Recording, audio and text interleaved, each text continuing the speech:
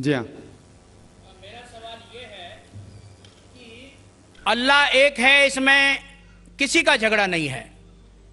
उसकी इबादत करनी चाहिए, इसमें किसी का झगड़ा नहीं है। झगड़ा है लाइफ स्टाइल का, झगड़ा है कल्चर का, संस्कृति का। और हर मजहब अपनी संस्कृति को अल्लाह से जोड़ता है कि अल्लाह यह कह रहा है।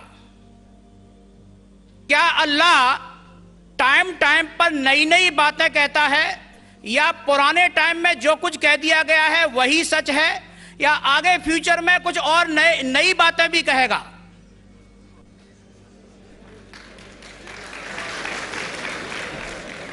भाई साहब का अच्छा सवाल था कि किसी को दो राय नहीं कि अल्लाह एक है, भगवान एक है। सब मानते कैसे उसी की इबादत करना चाहिए, लेकिन हर मज़हब अपनी कल्चर, अपनी संस्कृति को देख के स्टाइल बदलता है। तो अल्लाह ताला जो पहले कह चुका वो अभी भी सेम है कि टाइम टाइम पे बदलता है। भाई साहब का सवाल अच्छा है, लेकिन ये कहना चाहता हूँ जवाब देने के पहले, उन भाई साहब ने कहा कि सब मानते हैं कि अल्लाह एक है। ये मैं नहीं मानता हूँ कि सब मानते, मैं नहीं मानता हूँ कि सब मानते। ये मेरा फील्ड है, ये मेरा फन है गैर मुस्लिम से बात करना। मैं ये नहीं मानता हूँ कि हर गैर मुस्लिम मानते अल्लाह एक है, कि भगवान एक है। कई लोग भगवान में मानते ही नहीं, नास्तिक कहते। और जो लोग कहते भगवान में मानते हैं, हर कोई एक में नहीं मानता। कितने लोग 3 में मानते, कितने लोग 100 में मानते, कितने लोग सब कुछ भगवान मानते हैं। तो पहले आपके जो सवाल का जो पहला था, हर इंसान मानता है भगवान एक है, उससे मैं मुत्तफिक नहीं हूं। दूसरी चीज कि सब एक ही भगवान, एक ही ईश्वर को पूछते हैं कि इबादत करते, ये भी मैं नहीं मानता हूं। ये बात है कि अक्सर लोग मानते हैं कि भगवान एक है, यहां तक के तो सही है, अक्सर, सब ने अक्सर, लेकिन एक ही भगवान को पूछते ये बिल्कुल गलत है। सब लोग एक भगवान को नहीं पूछते। मिसाल के तौर पे अक्सर कुरान की आयत है, कुरान की आयत है कि जो लोग कहते हैं कि एक भगवान को मानते हैं लेकिन और को भी पूछते हैं, उसे कहते हैं शिर्क। आप पूछेंगे आम इंसान भगवान एक है, मालिक एक है बोलेंगे, लेकिन जा रहे पूज रहे, बुद्ध को पूज रहे, कभी इसको पूछते कभी उसको पूछते। तो ये आप अगर धर्म की किताब पढ़ेंगे, बाइबल पढ़ो, वेद पढ़ो, ये सब इसकी मुमानियत है। ये हराम है कि किसी और को पूछना। इसके बावजूद धर्म के मानने वाले अक्सर दूसरी चीज को पूछते हैं जो बिल्कुल गलत है। तो ये कहना कि इंसान एक ही भगवान में मानता है और उसी को पूछता है, बिल्कुल गलत है।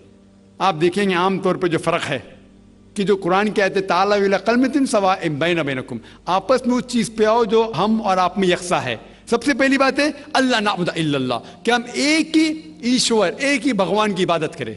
एक ही भगवान में मानना काफी नहीं, मानने के अलावा उसी की इबादत करना और किसी की नहीं। आपका अहम सवाल कि हर मजहब एक ही भगवान कहता है, ये बिल्कुल सही है।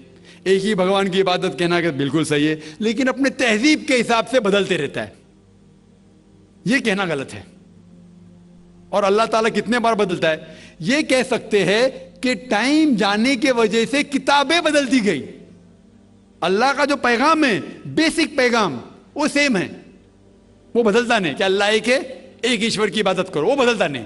उसके कुछ चीजें, ऊपरी चीजें शायद बदले। मिसाल के तौर पे किस तरीके से इबादत करना, हम जिस तरीके से सलाह पढ़ते हैं वो 1400 साल पहले मोहम्मद सल्लल्लाहु अलैहि वसल्लम पैगंबर के जरिए नाजिल हुआ। लेकिन जो मेन है कि एक ही ईश्वर है, एक ही ईश्वर की इबादत करना चाहिए, वो कभी भी नहीं बदलेगा। लेकिन टाइम जाने के वजह से जो मजहबी किताबें लोग बदलते गए।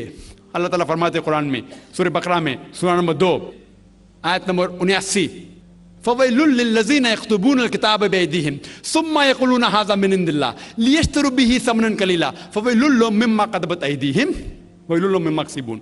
इसकी मानी है कि लानत है वो लोग पे जो लोग किताब अपने हाथ से लिखते हैं और कहते हैं अल्लाह की तरफ से है।